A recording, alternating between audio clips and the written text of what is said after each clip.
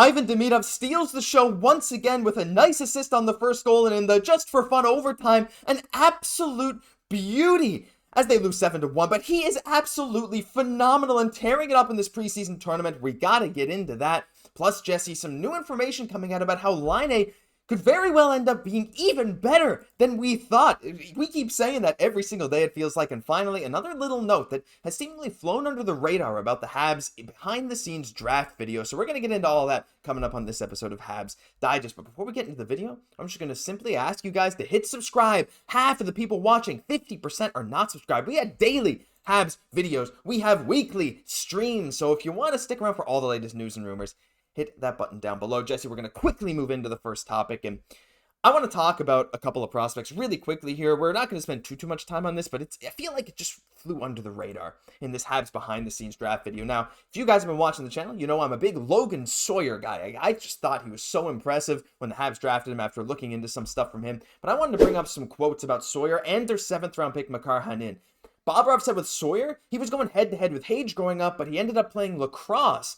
But he's 6'2", going to Providence, and with his brain, the dual threat ability, that's a top 6 level brain and skill. And to move on to the Habs 7th round pick, Khanin, just some quotes from various scouts. One said the guy's skills off the charts.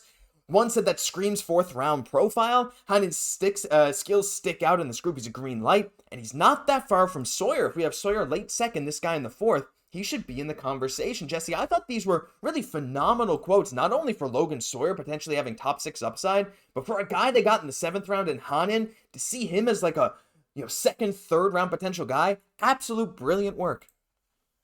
It's so nice to see this thought process behind the scene, and they were really able to get a solid plan, which for the large part, they really executed, and even better than planned in a lot of ways, right? Like Conan, they felt like this would be like a perfect kind of 4th round profile type of player. The fact that, they were able to even get him later on while still getting some other players, some goalies like McManus that they really liked is really key. And the fact that you're getting somebody like Sawyer, they feel like this is like potentially a top 6 guy. Hearing that from Nick Bobrovsky is crazy. It's just the fact that maybe he hasn't had as much experience.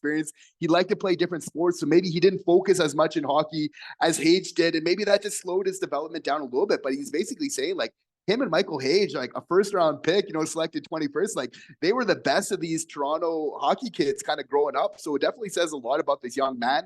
And Conan for sure, like, fits that profile so well of like, obviously high risk, with like low risk, but then a high reward, because we know how much skill that this player really has. Saying that his skill is off the charts, I think is a great player to take a flyer on. It's really interesting. And I mean, I just love Logan Sawyer. I mean, that's the big thing, his brain, right? He's a smart guy. He said he went to BC to get more education. And there's a world where he's, again, maybe just as good as like some 1st, 2nd round level talent. He's just a year or two behind in his development because of his time spent playing lacrosse. That's not 1-to-1, obviously. You can't just make up for all that time now necessarily. But regardless, he has all the tools. It's cool to see the Habs value him that high. And just thought that was an interesting under the radar thing to highlight. But we're going to quickly move in to Patrik Laine, because we love to talk about Patrik Laine, Jesse. And oh man, he's poised for something big. There was a great article that we had to read through that I will link down below that you guys should go read, from Eric Walker. And he basically said that Patrik Laine is the biggest offensive acquisition by Montreal since Alex Kovalev. Now, that's a very bold statement, but it's not that bold when you look at the last time the Habs had a point-per-game player, Jesse. It certainly was Kovalev, and that's the thing. Like, the Habs just haven't had that level of scoring. And one thing I wanted to bring up was this quote here.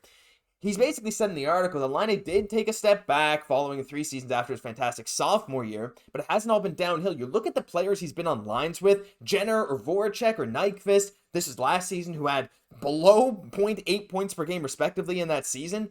Yet Laine himself was a point per game with those guys. And he said, no Montreal Canadian has more than 50 games that has finished with at least a point per game since Kovalev in 07-08, and Laine did that casually on an underwhelming Blue Jackets squad. And if you look at, this is 2022-23, rotating in and out of line mates, they even played him at center a bunch, Jesse. This has just made me even more hyped than I thought, because it is kind of true. Laine was putting up more points than a lot of his line mates when he had the chance to play these games. And Montreal, and while Suzuki very well could make that jump to point per game player this year, you look at who Montreal has to offer to play with Laine, guys that will probably gel a lot better with his play style. I think I'm more excited than I have been this whole time. Yeah, the stats really back that up. And at 26, it's interesting to know some of his line mates, right? Like even his time in Winnipeg, playing with some centers, capping out around 43 points. You have to feel like putting himself into a situation with some better offensive players around him is going to help his game a lot. I feel like this move is not only big for Patrik Laine, but also for Kirby Dach. I feel like on the lineup, he has to be one of the guys that's just the happiest about all of this, right? Because you have to feel like, Kirby Dach is going to be solid for Patrik Laine's game and vice versa. And they're kind of like birds of a feather in a certain way, like highly skilled players picked super high in the draft, but, have had those injury troubles a little bit. But I think that they're going to be players that are really going to motivate each other this season and really bring out the best. We know the playmaking abilities in Dach, the finishing abilities in Laine. It just seems like a really solid combination. Of course, we know that we're going to have some solid other teammates for Laine as well. So I definitely think like in this situation again, where it's like, we're looking to play a little bit more offense, as Kirby Dach was told from Kent Hughes, basically as soon as he came over to this team, with Laine as well having not only this offensive role, but maybe arguably some better teammates that he can really kind of grow with, I think is going to really be the X factor to unlocking his game. The important thing to remember about Laine, though, is in his first 4 seasons in the NHL, he only missed 12 games. Like those injury troubles have been more of a recent thing, so he's shown the ability to be able to stay healthy for stretches, right? So that's the Patrik Laine that we want to bring back, and I think that we can here in Montreal. Yeah, and there's also a big difference between a guy who's, say, 29 or 30 and a guy like Laine who feels like he's 29 or 30, but is actually just 26. So he very well could come back really strong, and I think you made a good point in the sense that Montreal really wants to push this offensive style.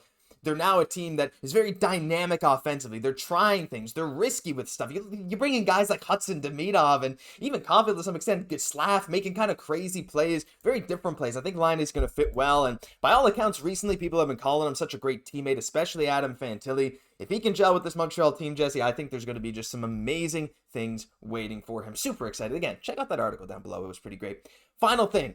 Oh, this is just... He's every single time he steps on the ice, Jesse, it's like magic. Now, to be fair, this under-23 team got smoked by Kunlun Red Star today, 7-1. But that doesn't mean that Demidov couldn't have a great day. Let's just show some of these highlights. This is his first assist of the game. Again, just making his way down. It's such a simple play, but so great. They also played a 3-on-3 overtime for fun. And Demidov with this absolutely insane edge work, by the way. Like, you saw in that draft video, they were talking about him changing like 90 degrees off the bat. By the way, all those videos courtesy of Hockey News Hub, as you can see in the watermark there. I will link them in the description as well. But Jesse, when it comes to Demidov, like every single thing he's doing, despite the bad loss, he's looking like a great captain. He's still making great plays, and it's not often when a team loses 7-1, you can put together this kind of highlight reel, that kind of goal, even if it's not an official one, and also not to mention all the passes that he made that weren't finished off by his teammates. He is looking like the most dominant player on his team for sure. Yeah, he is looking so quick in the offensive zone and extremely dominant, right? Like it's his playmaking that's really allowing so many possibilities to kind of come up. We saw with that overtime goal, it's because they're respecting the pass so much. You see two of those Russian players hitting into each other. It's because we know that he can make that pass that allows him to just kind of come in and take that snipe. And again, off that first goal, right?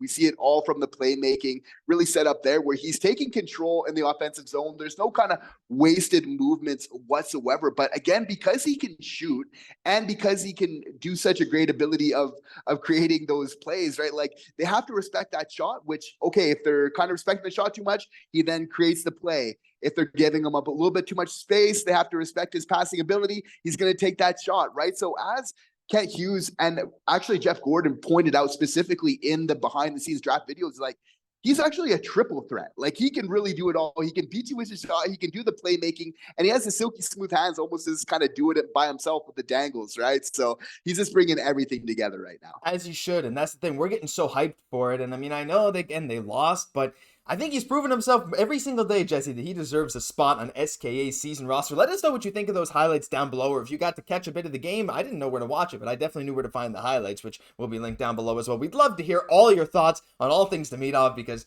every day we get closer to him coming to North America, we get a little more excited. But that'll do it for this episode of Habs Digest. If you enjoyed, leave a like, comment, subscribe to the channel. Thank you guys so much for watching every single day. We really, really appreciate it. I'm Josh Gosse, my co-host, Jesse Poirier. We'll catch you in the next one.